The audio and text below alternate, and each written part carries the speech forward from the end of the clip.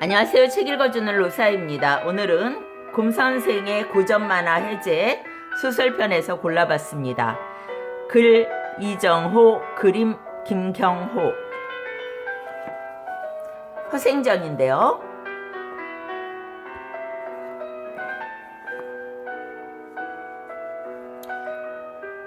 허생은 양반 선비로 조선시대 지식인이었습니다. 지식인은 단지 공부를 많이 한 사람을 의미하지 않습니다.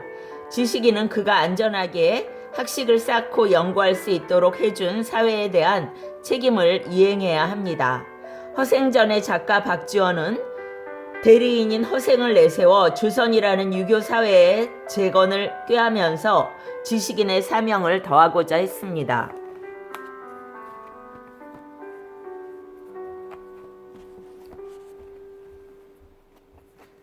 하지만 박지원 자신도 그것이 실현되기 어렵다는 것을 알고 있었던 것 같습니다. 실질적인 정책안이나 보고서가 아닌 전이라는 소설 형식을 빌려 말한 것이 그 증거라 하겠습니다. 조선 사회를 이렇게 비방하다니 픽션이라니까. 그러니까 여기서 우리는 소설의 역할 하나를 다시 한번 깨달을 수 있습니다. 우리가 살고 있는 사회가 과연 살만한 사회인가, 혹은 우리는 과연 행복한가 등의 질문을 던져 우리의 삶과 세상을 다시 반성하게 하는 것입니다.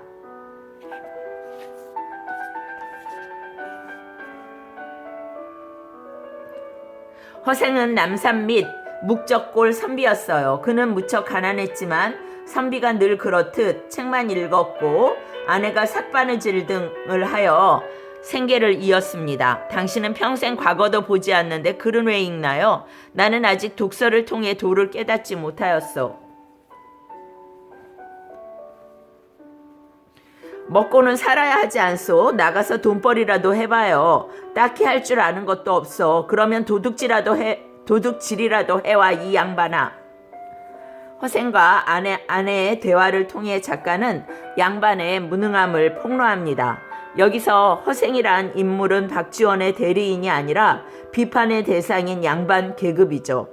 10년 동안 책을 읽기로 하고 이제 7년이 되었는데 아깝도다. 오히려 작가의 입장을 대변하는 것은 허생의 아내죠. 또 아내는 허생이 본격적으로 움직일 계기를 만들어주는 역할도 합니다. 집을 나선 허생은 종로거리를 헤매다가 서울의 가장 큰 부자가 변씨라는 것을 듣고 그를 찾아갑니다. 이리 오너라. 사업 좀 하려는데 만냥만 꿔주시오. 변씨는 부자이기도 했지만 사람을 볼 줄 아는 대단한 안목이 있었죠. 허생의 인물됨을 알아보고 아무 조건 없이 큰 돈을 꿔주었습니다. 물론 소설이니까 가능한 얘기지만요. 하지만 현실에서도 그런 경우가 있습니다. 허생은 만냥을 이용해 시장에 유통되는 과일을 2배 가격으로 사들입니다. 갑자기 만냥어치의 물건이 시장에서 빠져버리자 과일 가격은 폭등합니다. 허생은 다시 10배의 가격으로 과일을 팔 수 있었습니다. 제주도에 가서 이와 같은 방법으로 말총 사업을 벌여 큰 돈을 법니다. 이러한 방식의 상행위는 매점 매석이라 하는 것으로 오늘날에는 법으로 금지되어 있습니다. 한마디로 시장을 어지럽히고 소비자를 우롱하는 부도덕한 행위죠. 허생도 이후의 대사를 통해 이런 방법이 옳지 못하다는 걸 말합니다. 그럼 작가는 왜 이런 상행위로 허생을 움직였을까요? 고작 만냥으로 흔들리는 조선 경제의 빈약함을 보여주려고 무리수를 쓴 거죠. 만일 과일이나 말총의 생산량이 풍성했다면 만냥 정도로 그 물건들을 모두 사들일 수 없었을 것이니까요. 또 하나의 문제 제기는 그 품목이 과일과 말총이라는 점입니다. 왜 하필 과일이고 말총일까요? 그 당시 과일은 차례와 제사의 필수 품목으로 빠져서는 안 되는 제사 음식이었습니다. 단순한 기호식품이거나 간식거리가 아니었죠. 말총 역시 마찬가지입니다. 말총은 망건의 재료로 사용되는데 망건은 상투를 틀고 머리를 정리하는 데 쓰입니다. 양반들은 의관을 단정히 하는데 많은 신경을 썼고 그래서 말총은 무척 중요한 품목이 되는 겁니다. 결국 박지원은 두 개의 품목을 통해 허례허식에 신경 쓰는 양반의 모습을 비판하려 한 것입니다.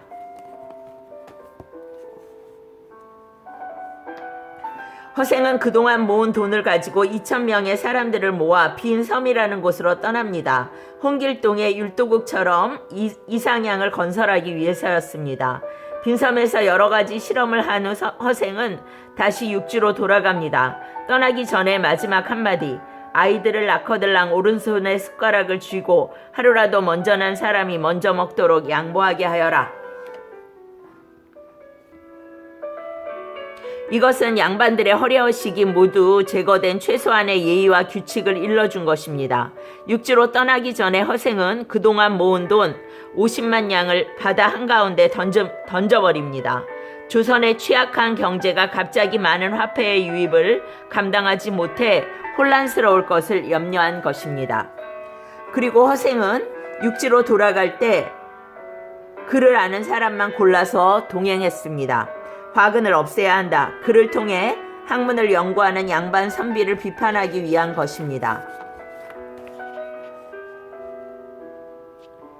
허생은 꾼돈을 갚기 위해 변씨를 찾아갔습니다. 아니, 이 많은 돈을 제가 어찌다 받습니까? 10분의 1만 이자로 받겠습니다. 당신은 나를 장사치로 보는가? 여기서 우리는 작가 박지원의 한계를 발견할 수 있습니다. 경제활동의 중요성을 주장하던 앞부분과는 다르게 선비의 신분과 상인의 신분을 엄격히 가르고 돈에 대한 거리감을 내세운다는 것입니다. 예전에는 산농공상이라고 해서 선비, 농사 짓는 사람, 물건 만드는 사람, 장사하는 사람, 이렇게 해서 장사하는 사람을 가장 낮게 보았죠. 가장 못한 사람으로 보았습니다. 산농공상의 생각을 박지원도 갖고 있었던 거죠. 결국 양반 신분인 박지원은 중세적이고 봉건적 사고를 아직 완전히 탈피하지 못한 것이죠. 변씨는 허생의 학식과 능력에 매료되어 인재를 찾고 있던 조정의 관리 이완 대장에게 허생을 소개합니다.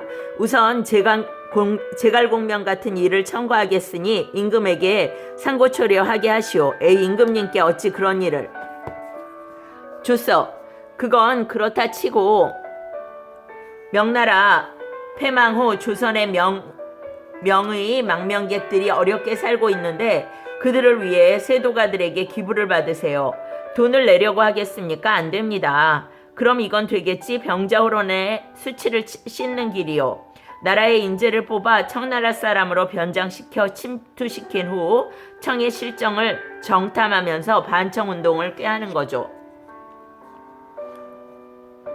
사대부들이 모두 조심스럽게 예법을 지키는데 누가 황비용 패션을 하겠습니까? 그럼 도대체 뭐가 되는데? 이완대장은 실존 인물이지만 처음 장면의 허생처럼 당시의 무능력한 양반 관리들을 표상합니다. 능력도 없지만 그것을 키우려고 노력하지도 않고 말만 앞서는 당시의 양반들. 박지원은 이완이라는 생존 인물들을 통해 당시의 양반 사회를 매섭게 비판하고 있습니다. 후에 이완은 다시 허생을 찾아갑니다. 그러나 허생은 간 곳 없이 사라지고 허생의 이후 행적은 누구도 알 수 없게 됩니다.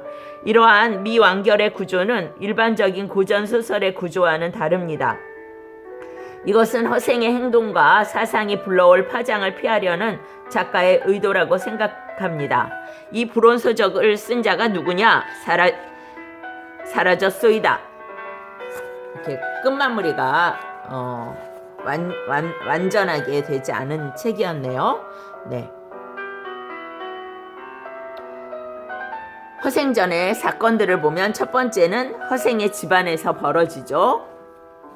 아내와의 싸움이죠. 그 다음에 두 번째는 이제 상업계 데뷔전이죠. 장사를 해서 큰 돈을 벌죠. 세 번째 섬에서는 빈섬에서의 생활이죠. 도적대제들을 도적제들을 가르치는 거죠. 새로운 사회를 구상합니다. 그리고 마지막 장면에서는 이완대정이라는 실존 인물과의 만남, 이렇게 4가지 이야기로 되어 있네요. 네, 오늘은 고전 만화 해제에서 허생전 읽어드렸습니다. 책 읽는 로사였습니다.